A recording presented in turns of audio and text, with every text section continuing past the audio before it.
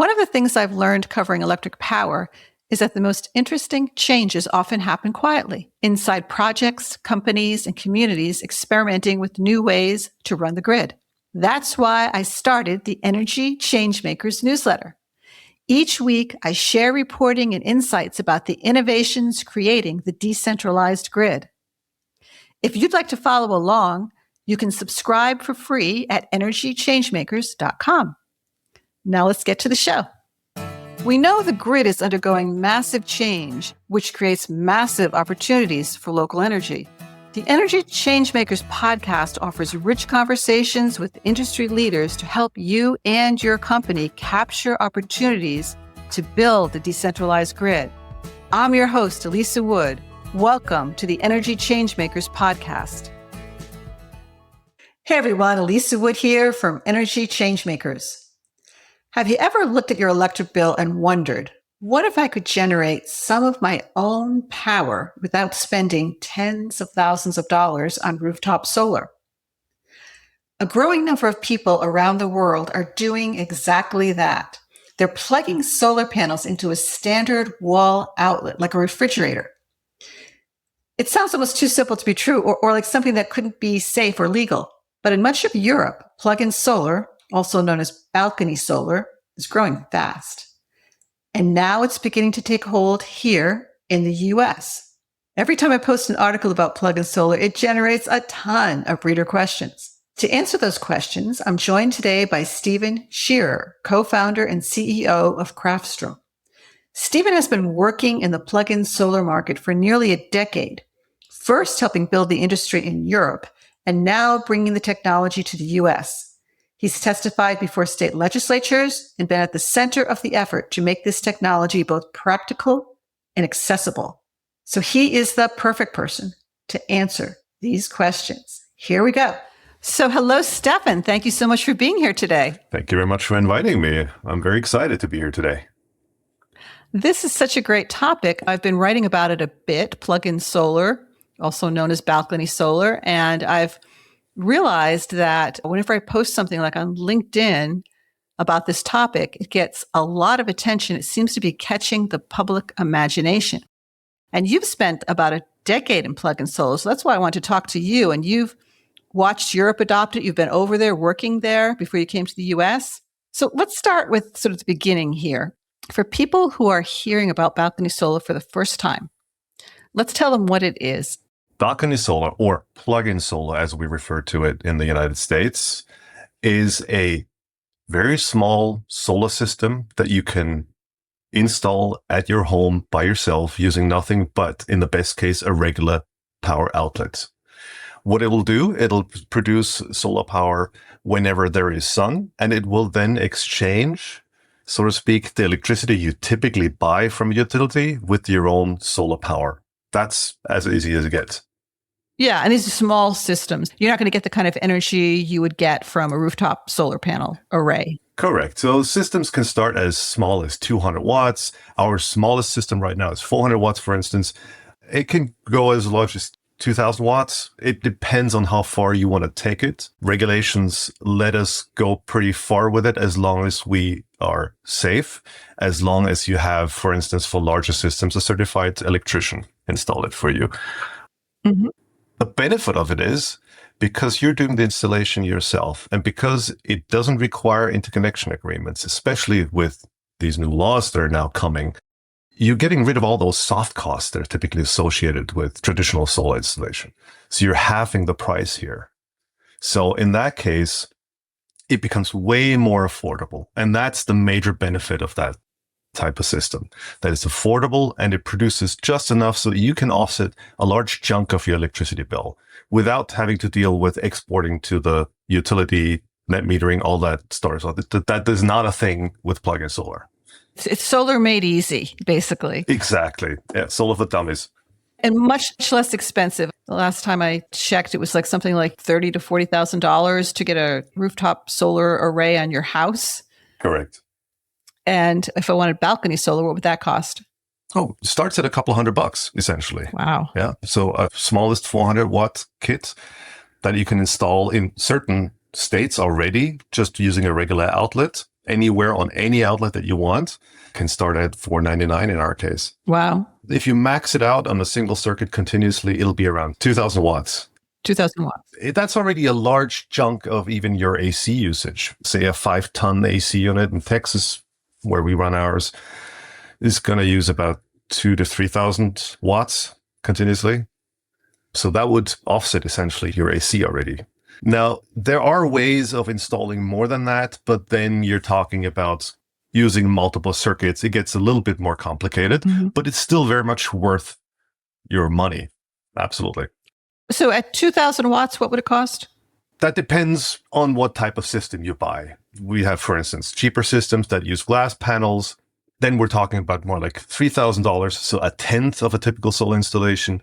Or then there's also more expensive panels, the lightweight panels, etc., depending on what you choose. But it starts out a 2,000 watt system at around 3,000.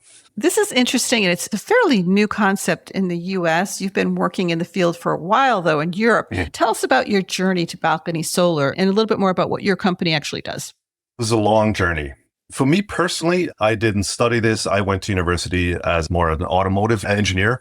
That's where I got my master's. Took a detour past oil and gas, and then I've just found interest in solar in general, worked for a client that had larger solar installations. And then I created my first kind of off-grid solar power plant. And from there, I had heard that in Europe, there were first movements about balcony solar, which in itself is not that new. There were systems around in the 1990s. They used to call them guerrilla solar in the US. So the idea is not that new. But what happened in around 2015, 2016, Austria as a first country did a deep dive into the technology because there was one utility, surprisingly, that was planning on selling the first type of those systems. Mind you, this is the very beginning. So it was 150 watts. Tiny system, and it cost 700 euros. So not exactly economical, but it was the foot in the door that we needed.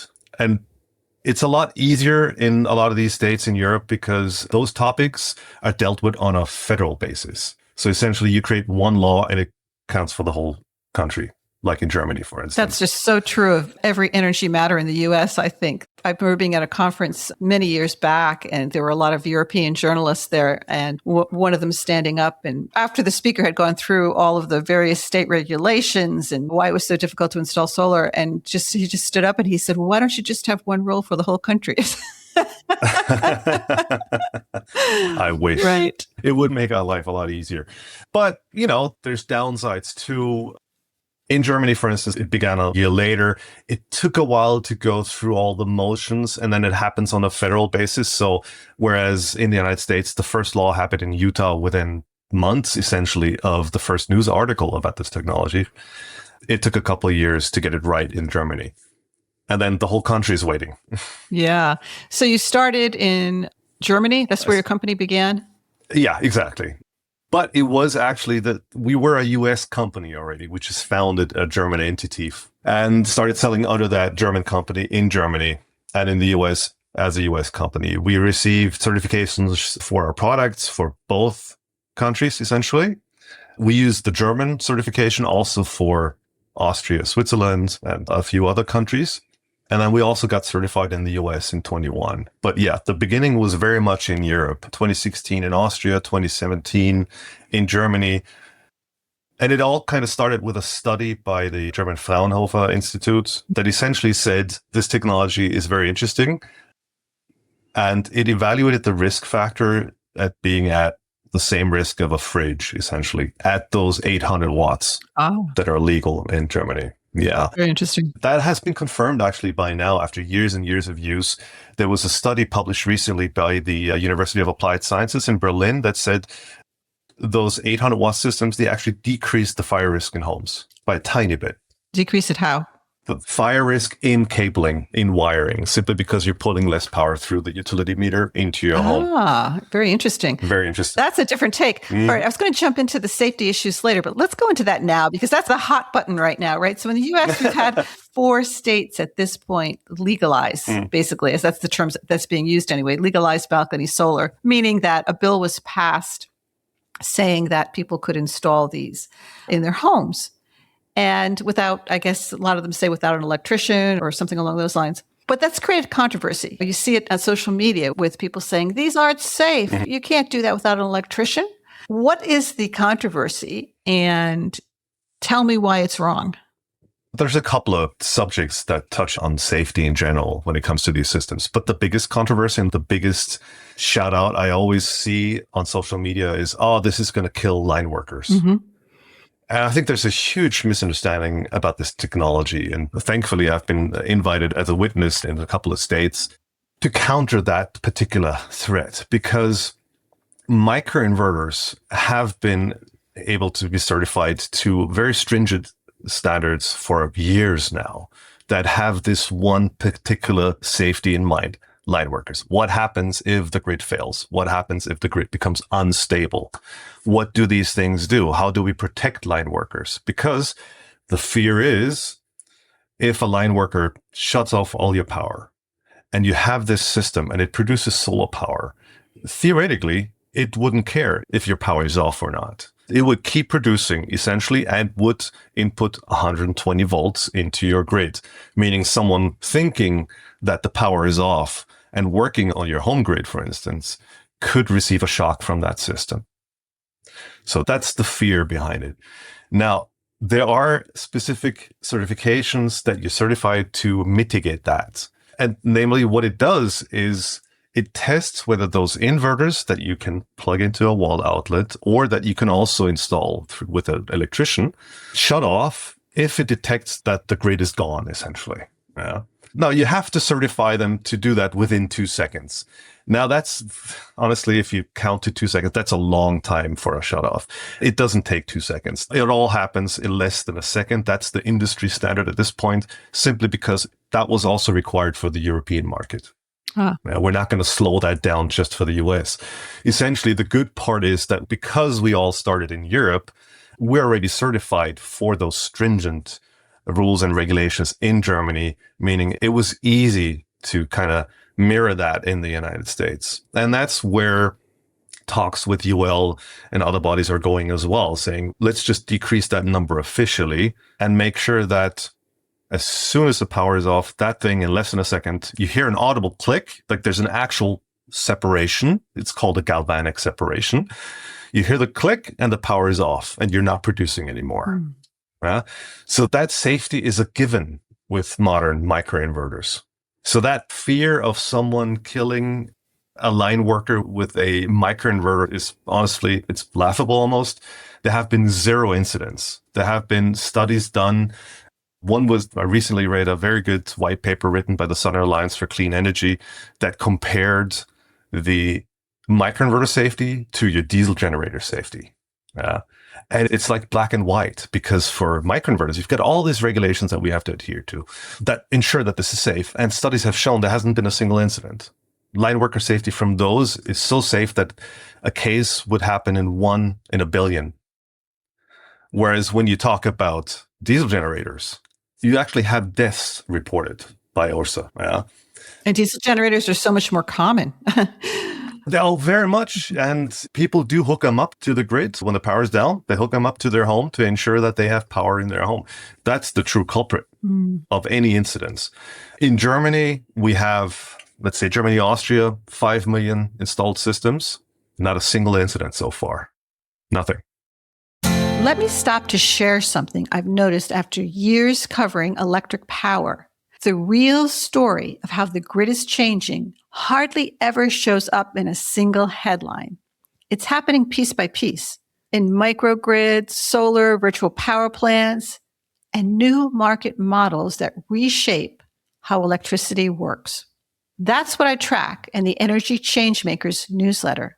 Each week, I break down the most important developments in distributed energy and explain what they mean for the industry. and the world. Recent issues have looked at the rise of data center microgrids, controversies over virtual power plants, and why balcony solar shouldn't be ignored. So if you enjoy this podcast and want a clear weekly briefing on where the power system is heading, you can subscribe for free at energychangemakers.com. That's energychangemakers.com. Now let's get back to the conversation. So you said there's two safety concerns. One is the line worker. Yes. What is the other safety concern? The other, if we can even call it a safety concern, the other debate goes around how much does the utility want us to export? Because essentially with these systems, you export whatever power you don't need. That essentially goes into the distribution network around your home and is then used by your neighbors, for instance. You do not get any money for that. No net metering. No net metering, right? But also the way these systems are typically installed, the utility, because there is no interconnection agreement, and that's what these laws are essentially going to focus on, and we'll talk about that some more, I'm sure, ensure that the utility doesn't really know how much power is going to be exported. So for a very good reason, they're saying, we'd like to know what is the max power or max energy that's going to be exported to our grid, because that makes a difference in their planning, in their load management. They need to know how much people are using so they can ensure that there's always enough power generation on the other side to keep the grid stable. And they're saying, to a certain degree, that's obviously correct. We need to know what's happening. So that's why they were, up until now, very hesitant to allow such systems without a full-on interconnection agreement, which can take months, can cost hundreds of dollars, and that doesn't make sense for these small systems. So the laws that are coming out now, the main topic for these laws is actually the administrative cost, the administrative barrier that's on such small systems so far. So they're not really about safety, the laws. They're about removing the administrative barrier so that people can actually install balcony solar at their homes. Well, my constructive criticism on these laws is they're fantastic. We need to open the door to this technology and ensure people that this has been thought through, this is safe, and you can install one of these systems. But the NEC and UL, they give us all the safety that we need, so to speak. And UL just came out with a new outline for a testing standard specifically for plug-in energy.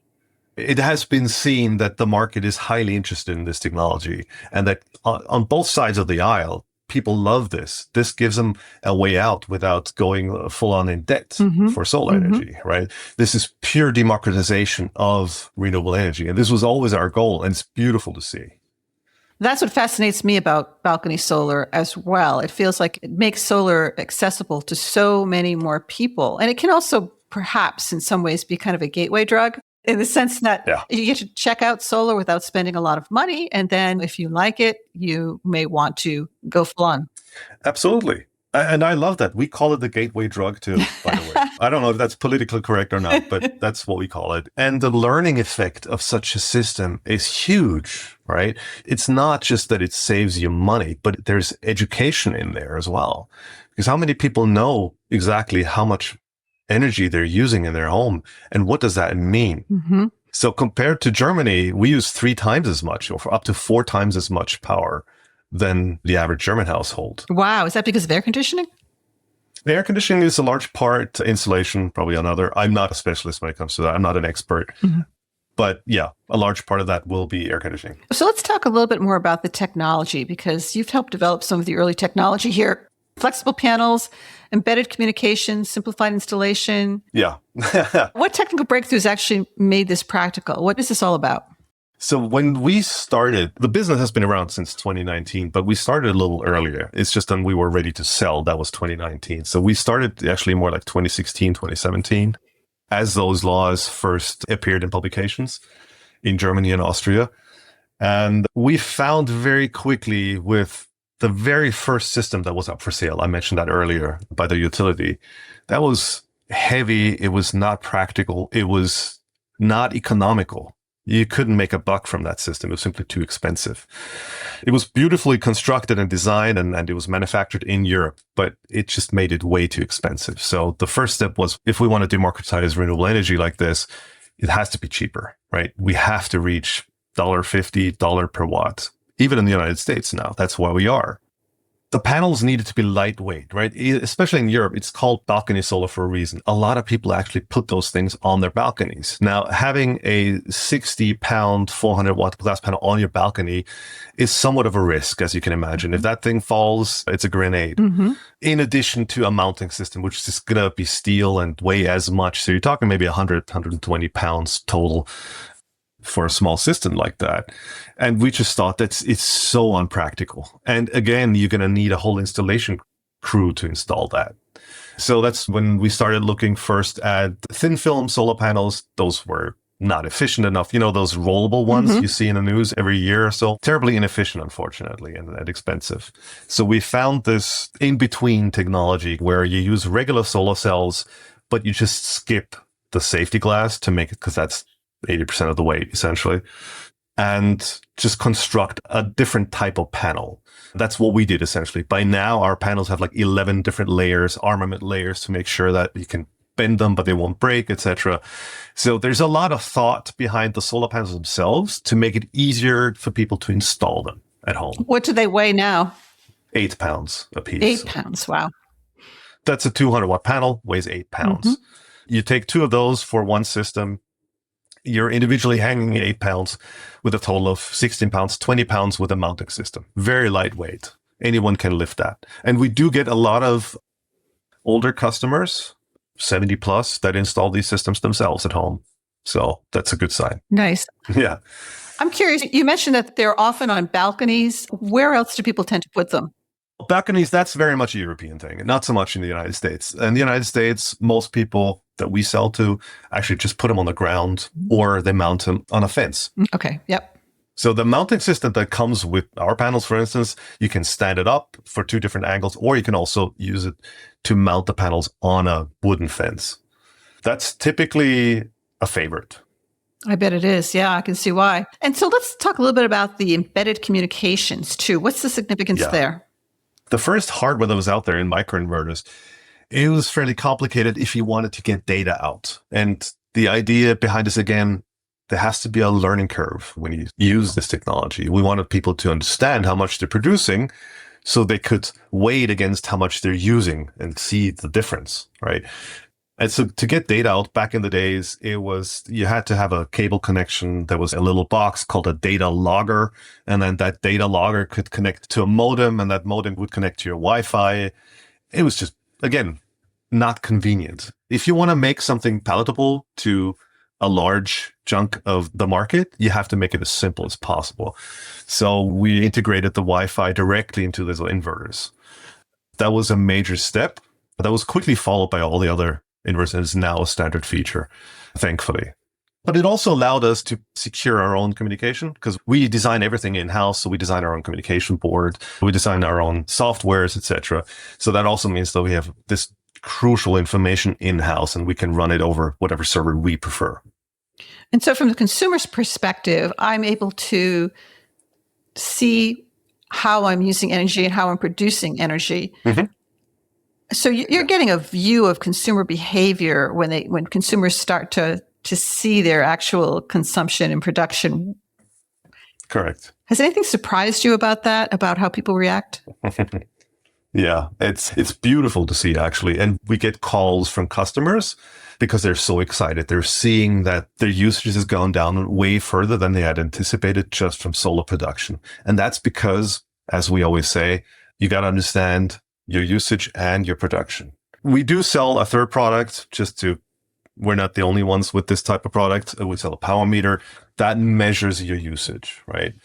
So when users notify us that they've saved 70%, that's always in combination with them realizing when they should be using certain appliances, namely when they're producing a lot of solar power, and where they can save money by simply turning things off.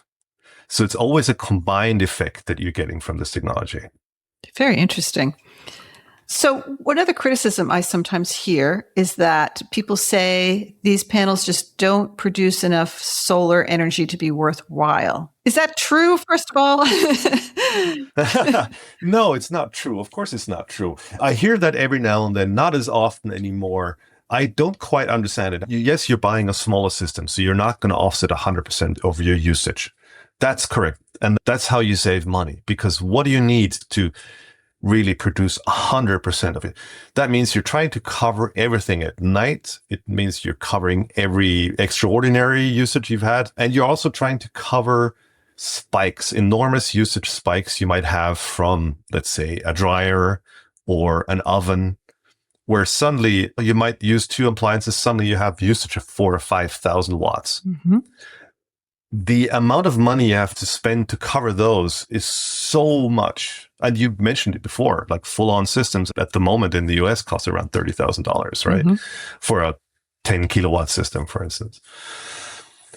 It just doesn't make sense, because you're effectively exporting most of the power otherwise to the utility, and you're getting very little money for it, especially these days, unless you're grandfathered into one of the very old contracts, Mm-hmm. right? So the economics aren't really there anymore for traditional solar. For plug-in solar, you're buying at, and the way we typically calculate the cost is like dollar per watt. So traditional solar in the United States still costs $3 or more per watt. Whereas plug-in solar with coupons, it can be as little as $1 per watt at this point. With coupons, was that like a subsidy, or what do you mean by coupons? Oh, no. I meant if you, for instance, you go to our website, you talk to us, you automatically get a discount, okay. because that gives us a chance to kind of educate you, talk to you, and explain to you the benefits and the risks of such a system, etc. So it absolutely pays for itself, and it does so in record time, where a traditional solar system will pay for itself in 10 years. In California, one of our systems will pay for itself in less than 2 years, most likely. Wow. So the economic benefit is there. So I don't understand, like, why should it not be worth it? You're saving money. It'll pay itself off in 2 to 5 years, and then it'll work another 20 years. So you're printing money for 20 years, essentially. So the economic benefit is there. And then you're adding batteries to your systems now as well. How does that change the economics? Yes. Batteries always complicate things, because batteries only increase the efficiency of your system, meaning that typically you're not going to use 100% of your electricity, of your solar output, mm-hmm. right? Because you might not be at home when you're producing a lot of power. Mm-hmm. So let's say you use about 70% of that. That means you're increasing your payback time by that much. Batteries help you increase the efficiency of the whole system, because you're storing power that you're not using through the day, and you can use that in the evenings, or you can use that battery power to kind of support the solar at a later point in time. So that's what batteries do. And they also allow you to have power when the actual power goes off, when there's an outage. So it's like you have a little mini grid or microgrid in your house.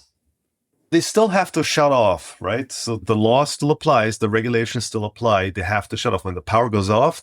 Everything has to be off. But with these small scale batteries, they always come with an off-grid inverter, mm-hmm. like ours, right? So you can plug your fridge directly into the battery, and you can run this battery while it's plugged into an outlet. You can run it like a UPS, an uninterruptible power supply, and have your CPAP machine plugged in or your fridge plugged in permanently. That I can see that would be very helpful. Of having had some power outages in very hot Virginia where I live, you really start to worry about the refrigerator. Absolutely. And Pete, that's what people are most worried about. It's the fridge. Mm-hmm. Absolutely. Yeah. If there's a power outage, you can probably survive for that period without an AC. Mm-hmm. But you do want to preserve your food stores. You want to run your medical devices. And typically, you don't need huge batteries for those. A fridge doesn't continuously use power. It cycles up and down, right? Mm-hmm. So when you look at your electricity bill and you look at one of those graphs, you might see a lot of spikes. That might be the fridge, for instance. All in all, it doesn't use that much.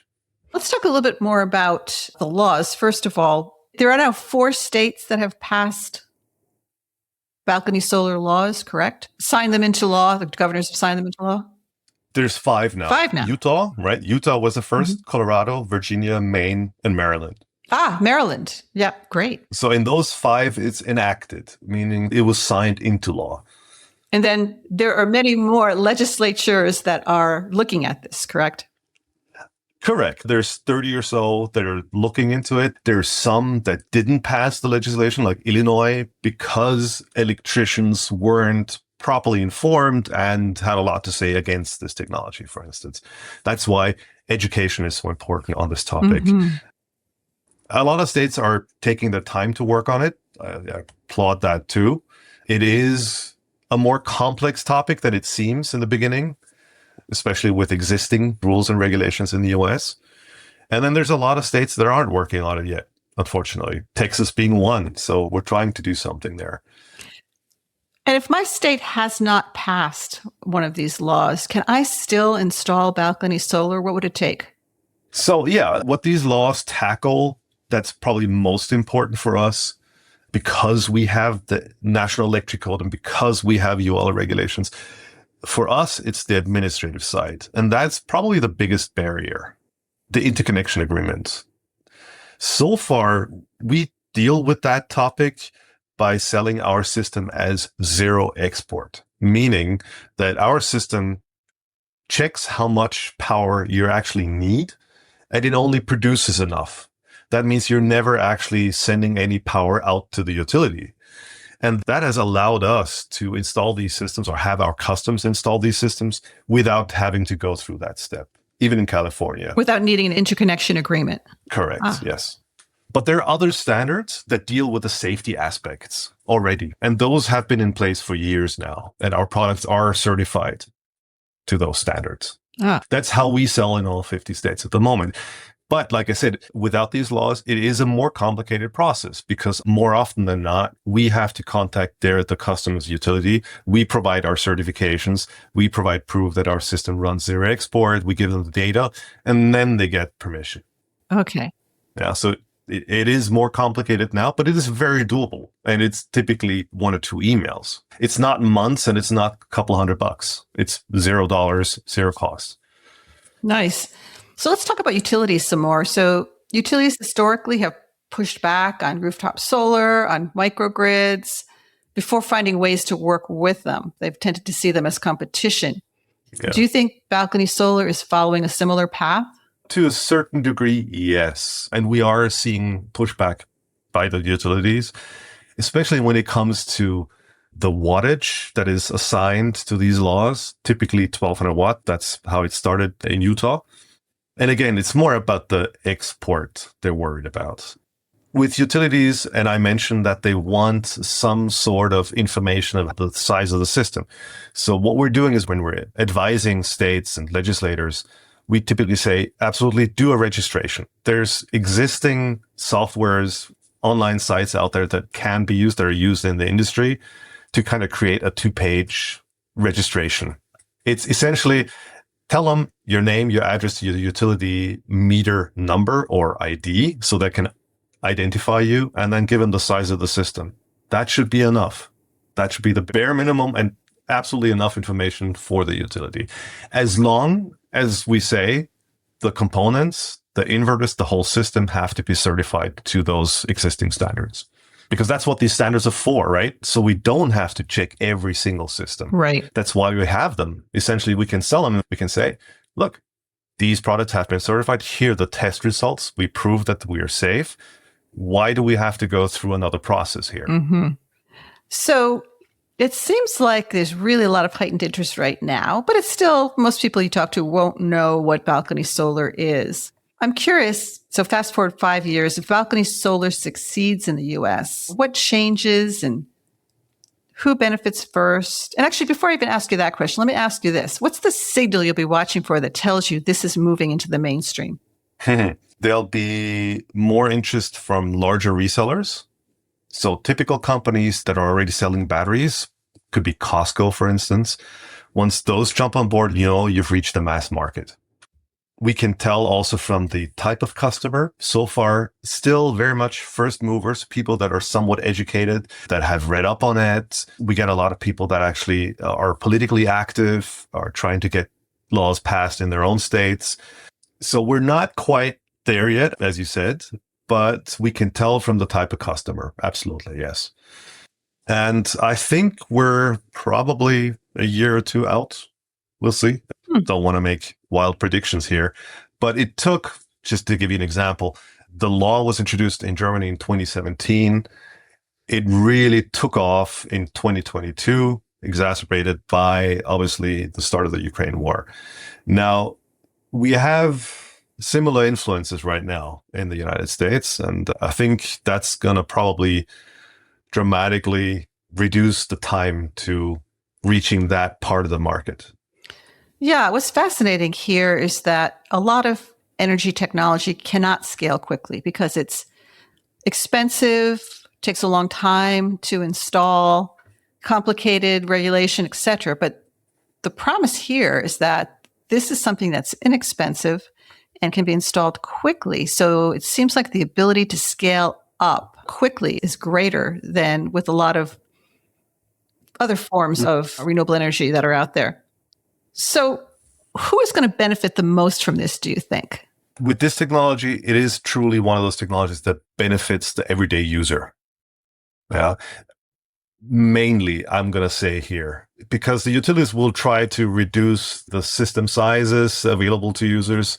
We're going to fight that. But even utilities will have a use out of that. We are talking to some utilities, for instance, in Canada too, about using this technology to kind of alleviate stress on the grid, right? Mm-hmm. As grids grow old, as we overpopulate certain urban areas, the grid needs to grow too.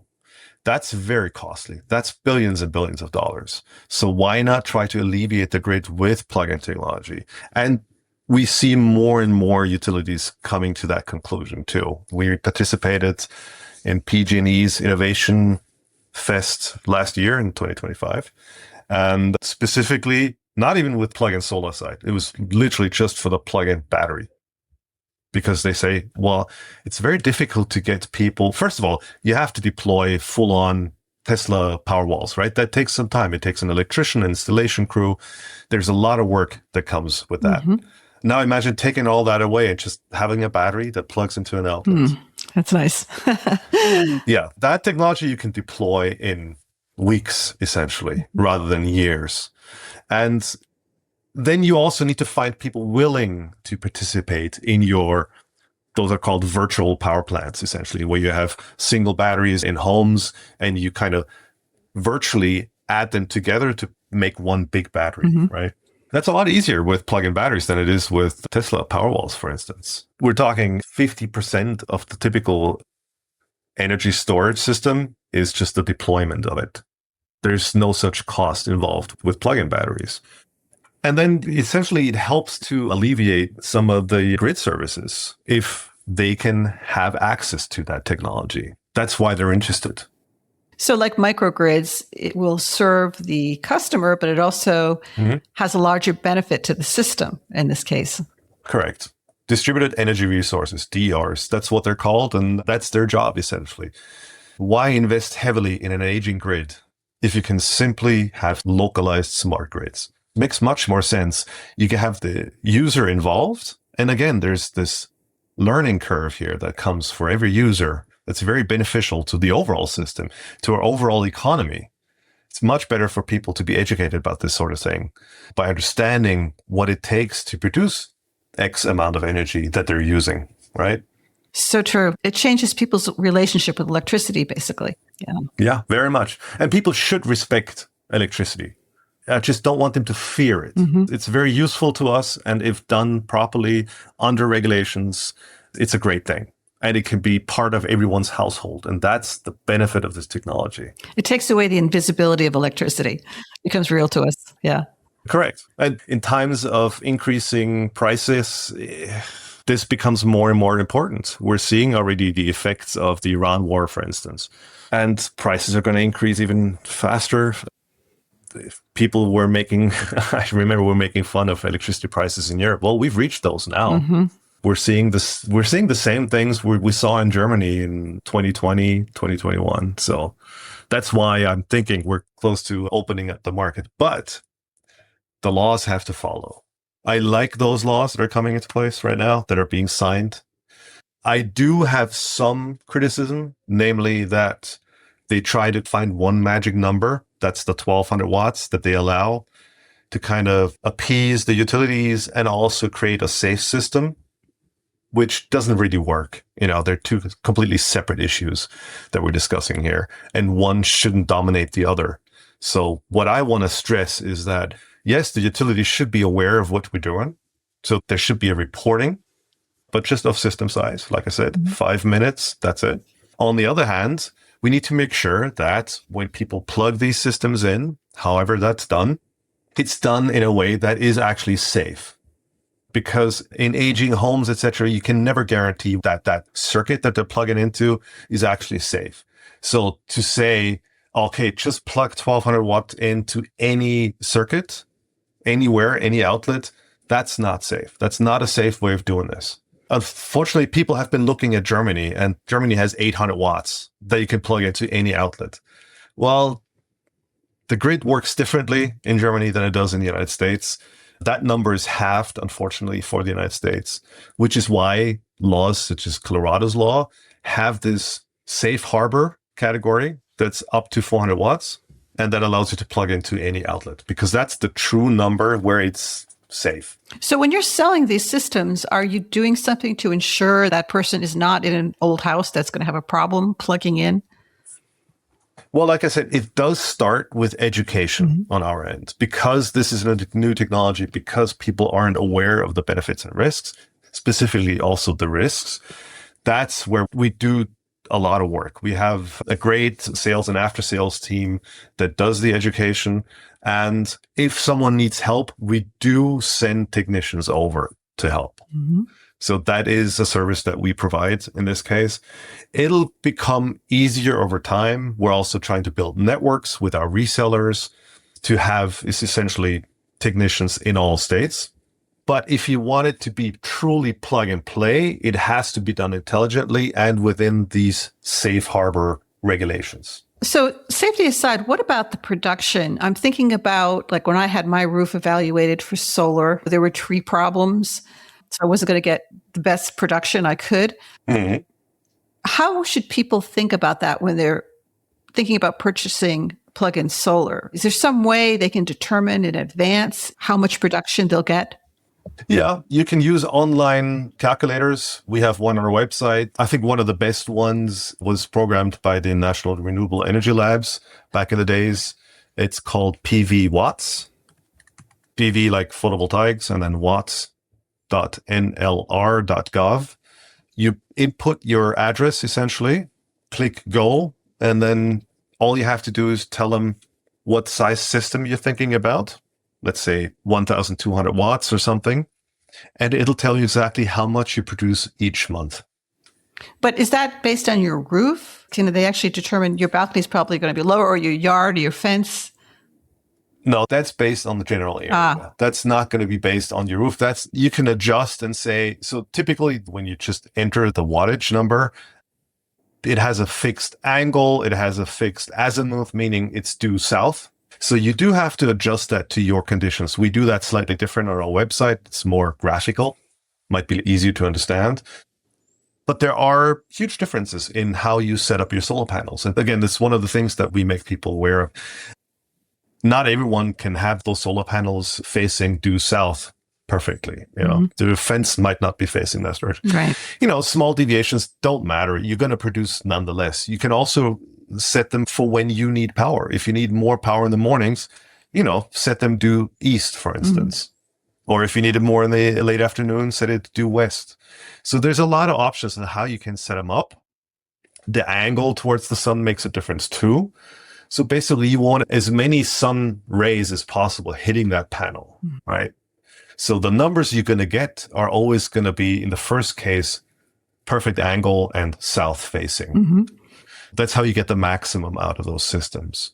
If you don't get the maximum out of the systems, it's still worth it. You might lose 10% efficiency or 12% efficiency. In my mind, that's not a big barrier in itself. Yeah. But you do want to, and the one last thing, you do want to avoid shading. No solar panel likes shading. People ask us, but it's only shaded half of the day. Still, the solar panels should be in the sun. Always a difficulty for those of us living in rural Virginia with lots of big trees.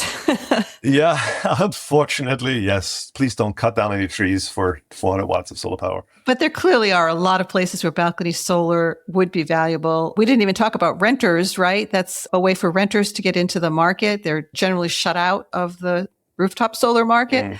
So this is something they can do. Absolutely. Although I do want to say renters still face other barriers, right? You should be asking your landlord. And then if you want to know how much power you're using at the moment, you kind of have to go into the breaker box because that's where you get the most accurate information. Many renters don't have that information. You can still install plug-in solar, right? A 400-watt plug-in solar system, plug into any outlet and hang it off your railing or whatever. Still very doable, but you're going to have to go through your landlord. And that was always an issue also in Germany in our market. Because, for instance, in the city of Berlin, the largest landlord is the city of Berlin, and they didn't want that. They didn't want the risk associated with it. So, yeah, unfortunately, there's no guarantee for renters, but it definitely is the only viable solution out there. So do talk to your landlord. Absolutely. Again, there's a potential that same as in Germany, it decreases your fire risk in your home. Great. Hey, you have been a wealth of information about balcony solar. I've learned a tremendous amount. I really appreciate it. I think this is going to be something that's going to take off and take off quickly. I'm keeping an eye on it.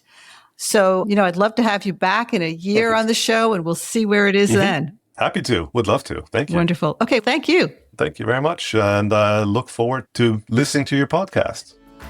Thank you for joining us today on the Energy Changemakers podcast. I hope today's conversation has inspired you to think differently about the role of distributed energy in our society. If you enjoyed this episode, please subscribe to our podcast on your favorite platform and consider leaving us a review. You can help us shape the dialogue around energy. Go to energychangemakers.com, subscribe to our newsletter, and join our community. Together, we can make a real difference in how quickly we can make our grid local, equitable, and clean.